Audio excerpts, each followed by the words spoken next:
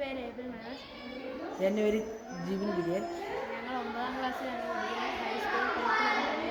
ഞങ്ങളിവിടെ വന്നിരിക്കുന്നത് എങ്ങനെയാണ് വേസ്റ്റായ വാട്ടറിനെ റീയൂസ് ചെയ്ത് നമ്മൾ ഉപയോഗിക്കാമെന്ന ഒരു ചെറിയൊരു പദ്ധതിയായിട്ടാണ് ഞങ്ങൾ വന്നിരിക്കുന്നത്.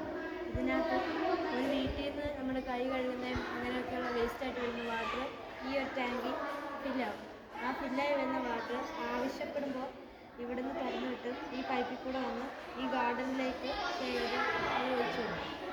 ഇവിടെ കൂടെ അതിൻ്റെ കെമിക്കൽസും എല്ലാം ഫിൽട്ടറായി വന്ന് ഈ ഗാർഡന് അതിന് ശുദ്ധജലം വരും.